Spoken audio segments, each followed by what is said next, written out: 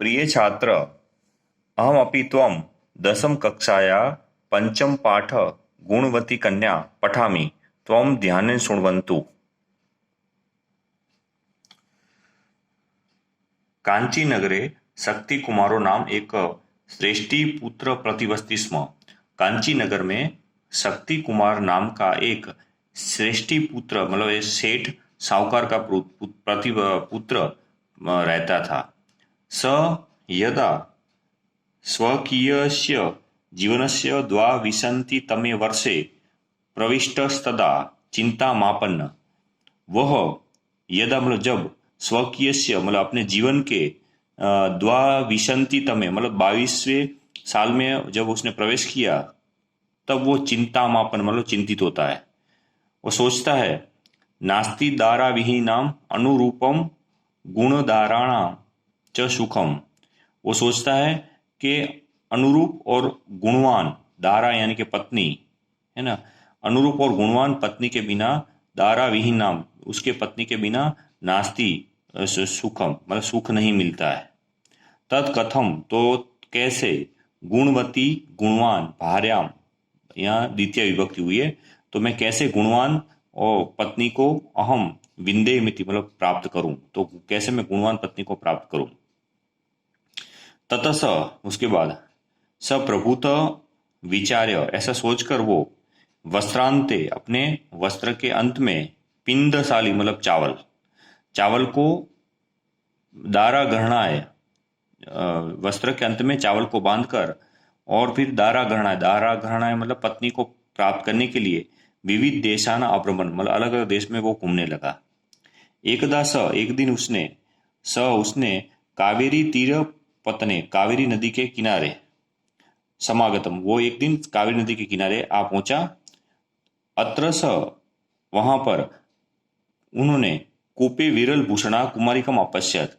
उसने कुएं कावेरी नदी के किनारे कुएं के पास में विरल भूषणा मतलब कम गहनों में सज्ज ऐसी स्त्री को अपश्यत मतलब देखा।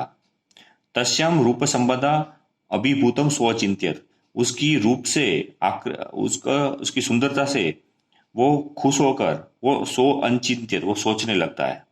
आकृष्टम में हृदय अश्याम मतलब इसने मेरे मन को जीत लिया है।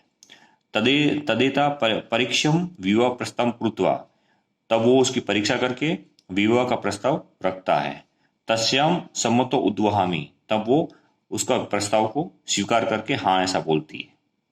सता निकषा संगत्य, और वह उसके पास जाकर निकषा मतलब पास जाकर संगत्य सविनय आह और विनय पूर्वक उसको कहता है। अस्ति कौशलम, अरे कुशलता पूर्वक तुम शाली प्रस्थेन, यहाँ पे देखो चावल का भी समानार्थी शब्द है, शाली प्रस्थेन और प्रस्थ परिमितेन और पिंडशाली ये सब चावल के समानार्थी। तो तुम शाली प्रस्थेन मतलब एक चावल से ही अनेन संपन्न आहार भोजी तुम मतलब तुम चावल से ही मुझे अलग अलग भोजन बनाकर खिला सकती हो। ततसा ओमिति उक्तवा, तब उसने ओमिति उक्तवा मतलब हाँ ऐसा उसने बोला। प्रस्तव मात्रम है ना, चावल से ही धान्य मादाय श्रेष्ठी पुत्र से याचना अनुसार कतुम प्रभुता, मतलब वो चावल से ही अलग श्रेष्ठी सेठ पुत्र के याचना के अनुसार उसको कहने के अनुसार वो अलग अलग भोजन बनाने के लिए प्रवृत्त हुई। ततः अदोसा बुद्धिमती कन्या, उसके बाद वो बुद्धिशाली कन्या ने ताना शालीन प्रथम आतपे तप्तवती, तब शालीन मतलब चावल को उसने पहले आतपे मतलब धूप में उसको गर्म करने के लिए रख दिया। तथा समया परिशुद्ध भूमोतान अकट्यत, उसके बाद उसको फैला हुए चावल में से उसने कचरा जमीन पर उसे फैला दिया और उसमें से कचरा चावल उसको जमीन पर फैला दिया और फिर उसमें से कचरा भी निकाल दिया। और अनेन तुसेभ्य तंडुला पृथक समझाता, और उसमें से चावल में से जो व्हाइट कलर का पाउडर निकला है ना वो उसको अलग कर दिया। तंडुलाना संप्राप्य सा तुषान भूषणान मार्जनाथ स्वर्णकाराय विक्रेतु धात्रीम अकथ्यत। तंडुल में चावल में से संप्राप्य तुरंत ही तुषान मतलब जो चावल में से जो व्हाइट कलर का पाउडर निकाल जो कचरा, और भूषणान मार्जनार्थ, भूषणान मतलब जो आभूषण गहने उससे साफ करते हैं ऐसे उसको स्वर्णकार है, स्वर्ण का यानी कि गोल्ड स्मिथ सोनी को उसको उसने बेचने के लिए, विक्रेतु मतलब बेचने के लिए, धात्रीम, धात्री मतलब दासी को अकथ्यत कहा।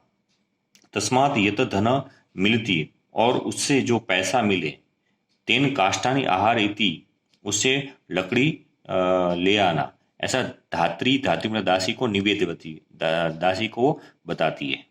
धात्री काष्ठानि आनीतवती, और दासी वो लकड़ी ले आती है।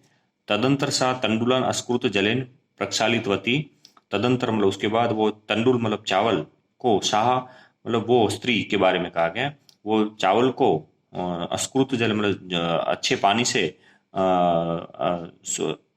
शुद्ध पानी से वो उसको धोती है, प्रक्षालित मतलब साफ करती है, और उस उष्णीकृत जलेन, और गर्म पानी में ही, तान प्रक्षितवती, वो चावल को गर्म पानी में डाल देती है। अल्पी से काले तंडुला सिद्धा संजातम, अल्पी से काले मतलब थोड़े ही समय में, काले मतलब समय में, अल्पी से मतलब थोड़े समय में, तंडुला मतलब चावल, सिद्धा संजातम, सिद्ध मतलब पक जाते हैं। तथा ईंधनानी जलेन समित्वा, और उसके बाद ईंधनानी जलेन समित्वा मतलब वो जली हुई लकड़ी को उसको पानी से बुझा देती है, और उससे वो कुष्णा रंगानापी, उससे वो कुष्णा रंगानापी, जैसे वो कोयला प्राप्त करती है। और तदर्थिप्य प्रेषित्वा, प्रेषित्वा तब वो जिसको उसकी जरूरत होती है, इसको उसको बेच देती है वो कोयला। और यत धनम लब्ध्वा, उससे जो पैसा मिलता है, उससे वो धनेन, उस धन से सब्जी, द्रुत, दही, और दधी मतलब घी, और तेल मतलब तेल, चक्रित होते वो खरीदती है। तेन च सा विविध व्यंजनानी संपादित, और इन सब चीजों से वो अलग अलग भोजन की सामग्री बनाती है। संपन्न आहार है, और संपन्न आहार भोजन हो जाने के बाद, सा कन्या, वो कन्या, धात्री मुखेन, दासी को कहती है कि अतिथि को प्रथम स्नानुम निवेदयात, अतिथि को, मेहमान को पहले तुम स्नान करने के लिए कहो। तथा स्नान शुद्धया, और स्नान से शुद्ध होने के बाद, तस्में अतिथे सा, तब वो मेहमान को, अतिथि को, मेहमान को पेयोपहारम पूर्व मतलब पीने योग्य और भोजन दूतम सहित, और चावल के साथ, ओदन मतलब घी के साथ, और व्यंजन दही, घी और चावल, ये और अन्य व्यंजन मतलब अन्य भोजन की सामग्री वो देती है। मध्य मध्य सा भोजन विविधान पदार्थ वर्णन कृत्वा, और बीच बीच में वो भोजन की पदार्थ की अलग अलग चीजों की वो वर्णन करते हुए अतिथि भोजन रुचि करते, अतिथि की भोजन में रुचि बढ़ाती है। भुक्ते तस्मिन अतिथि, और भोजन खाते हुए अतिथि, भोजन करने के बाद अतिथि के लिए तांबूलस्या की व्यवस्था करता, तांबूल मतलब पान की भी व्यवस्था करती है। एवं स्वकीय गुण संपदा, उसने अपने गुण के संपदा के आधार पर ही, प्रस्ताव परिमित मतलब चावल से ही विविध व्यंजनानी विरचितवती, मात्र चावल से ही उसने अलग अलग भोजन सामग्री बनाई। कन्या प्रति समाकृष्टम शक्ति कुमार, ऐसे कन्या के प्रति आकर्षित होकर शक्ति कुमार ने विवाह से प्रस्ताव कृतवान, उस कन्या के सामने, उस स्त्री के सामने विवाह का प्रस्ताव रखता है। और कन्या स्वीकृत प्रस्तावे, और कन्या उसका प्रस्ताव स्वीकार करती है। तब विधिवत उपमश्य स्वनगरमयनत, वो फिर वो विधि पूर्वक उसके साथ शादी करके वो अपने नगर में चला जाता है। तो यहाँ आपका पंचम पाठ गुणवती कन्या, जैसे गुणवती कन्या ने कैसे अपनी बुद्धि चतुरता से भोजन सामग्री एक खाली मात्र चावल से बनाया, तो यही यहाँ अपना चैप्टर खत्म होता है। इसका ट्रांसलेशन भी मैं पीडीएफ में भेजूंगा, जो आप लर्न कर लेंगे और CW पे भी लिख लेंगे, और उसकी ग्लॉसरी भी लिख लेंगे।